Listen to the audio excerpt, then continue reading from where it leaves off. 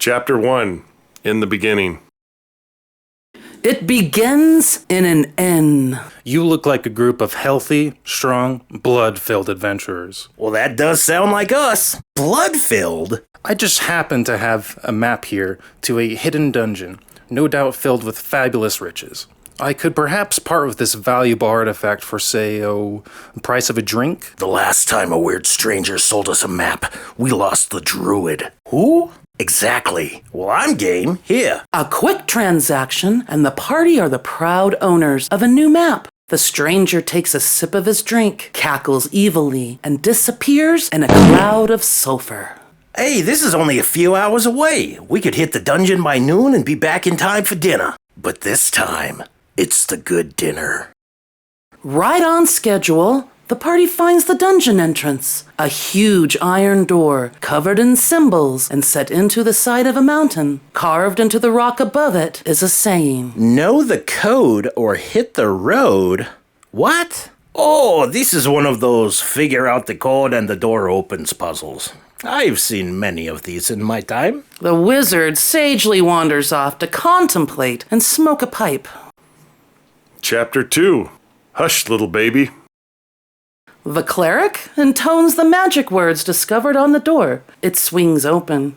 Oh, good. You got it. Beyond the door, a long passageway descends into darkness. The party follows it for what seems like minutes when another door is suddenly blocking their path. The rogue kneels down and presses an ear to it. Snoring. And farting.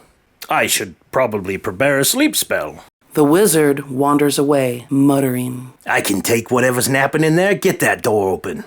It's not locked. The rogue pushes the door open. The party can see a small room and a huge ogre sleeping on a bed. Tossing and turning, the ogre gurgles like a giant, violent baby. Ooh, free experience. The warrior rushes into the room and steps right on one of the many bones littering the floor. The nether regions of the entire party clench as one. Careful. We should try humming a tune. Maybe a lullaby will keep him asleep. Chapter 3. Who left this open? The party passes through the room into another sloping passageway. You know, this dungeon seems pretty chill compared to the usual stuff. Yeah, guarded by a sleeping ogre? I want that job. Maybe, for once, we got a good map. Oh, I hope so. I am getting too old for this. The party falls into a pit. Ow, my back! Is everyone okay? My back? I'm fine. Cat's fall is great. I'll live. My back. Here, let me get some of my famous healing hands on you. I'll be fine. Well, all right. How are we gonna get out of here? We gotta build something. These pits are always filled with stuff to build with. Chapter 4. The Tapestry. With monumental effort, the party haul themselves from the pit with a makeshift ladder. My back. Next time, I'm bringing that 10-foot pole. A little more walking, and the party comes to a wall covered by an elaborate tapestry. The wizard steps forward, for once. Oh, I can read this. Thousands of years ago, a horde came from the south in massive demonic engines, monster trucks. The vicious drivers would dip their hats in blood, inspiring their fearful name, the Rednecks. At the head of this horde of fire-belching, roaring machines was Bonezilla, driven by their leader, a powerful sorcerer mechanic, Chuckulock the Taupe. From a secret throne garage in the mountains, the redneck horde would pour forth and go blood-bogging throughout the land. The sight of Bonezilla on the horizon meant despair. A single toot of its horn was enough for old women to die where they sat, and the gentle tinkling of truck nuts would ruin dinner for many years. But even the most hate-filled truck sorcerer cannot fight the ravages of age and chew forever. There came a day when Chuckulock gathered his horde around him and announced that they had got her done, and they would now retreat to the throne garage to party, research, and perform the ritual of not dying. Chuckulock wished to become a Hemi-Lich, and in his undeath roll souls for eternity. The horde was never seen again. This redneckery cannot stand. With righteous fury, the cleric marches forth and tears down the tapestry, revealing 3 inset doors. Above the doors, written in a blasphemous script. If in y'all pick like shit, then y'all are gonna get it. What does that mean? What the hell does that mean? I think it means we'd better choose wisely. I think.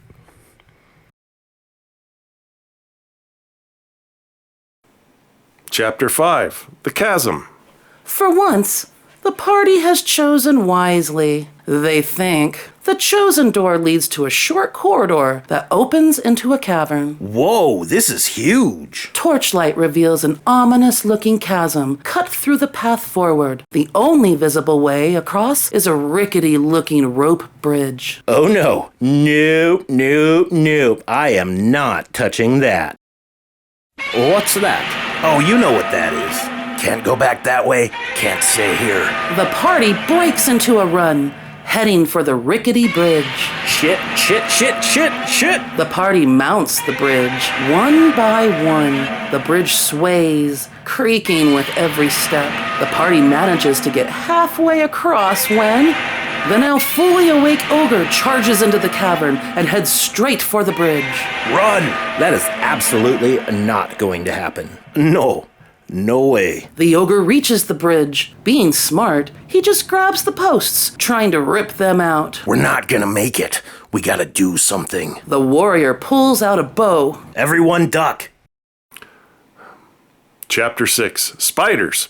And not the hot drider kind. With a mighty twang, the warrior unleashes an arrow aimed straight for the ogre's head. It hits him in the knee. Ow! Buttholes! The ogre turns and limps back to the way he came, sulking and swearing. Great shot, kid. That was 1 in a million. All in a day's work, my friend. Oh, my heart! I'm fine. The party crosses the rickety bridge, and just in time, with a final creak, it plunges into the chasm. That was close. Guys, you see all these spider webs? Oh, even more hell no. Suddenly, dozens of red glowing eyes open in the darkness, and the cave fills with the sound of clicking and squeals. Run! The party scatters, but to no avail. The wizard is snatched up Yoink! Yelp! into the darkness. I hate spiders. Yoink! Ah! Oh man, I hope these are those hot half-drow, half-spider. Yoink! They were not. The warrior groggily awakens to a shocking scene. The party is cocooned, attached to the wall above a slim ledge. One chance. I gotta tear myself out of... Chapter 7. Throne. Garage of the Hemi-Lich. With a hero's resolve, the warrior rips free from the cocoon of silk. Quietly, the rest of the party is cut free, groggy and full of nightmares for a while. What happened? Shh! You gotta be quiet. In silence, the party climbs down the cliff wall back to the floor. Look! A passageway. The party Shh! slips into the passageway, escaping from the cave spiders. Hopefully. Ooh, that was too close for comfort. Anything hurt? No, I'm good. Just a little stiff. Understandable. Terror will do that to a man. What? No. Oh, those look important. A lever. Don't. Whoops. The doors open. Well, shit, boys. Looks like we got us some visitors. The Hemi-Lich. The Hemi-Lich raises its skeletal hand and the party is seized, unable to move. Why you standing out there? Get on in here so's we can get a better look at ya. The party marches, against their will, into the room. With each step, the skeletons become more animated. By the time the party reaches the throne, a bony shindig rages around them. Oh no, this is the throne garage from the tapestry. I bet that's Bonezilla! The party's will is returned, and they slump in front of the Hemi-Lich.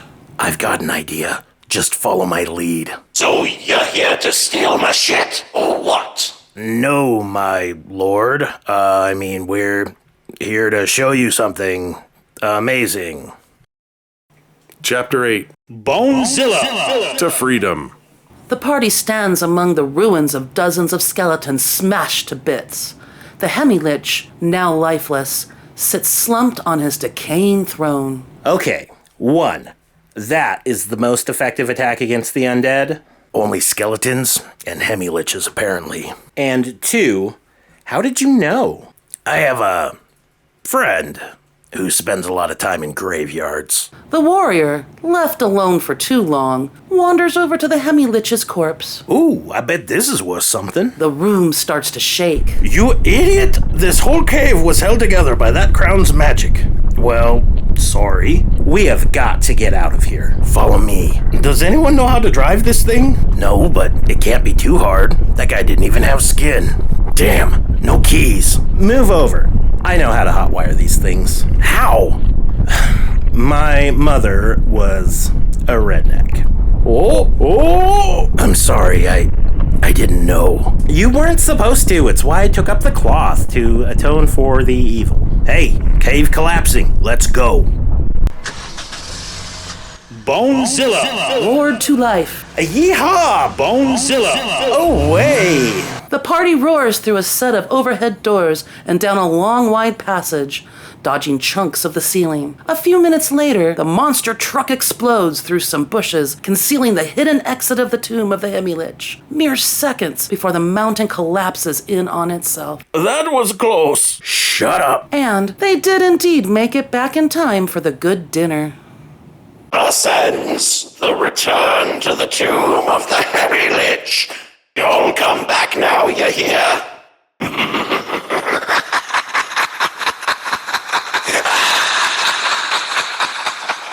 Bonezilla!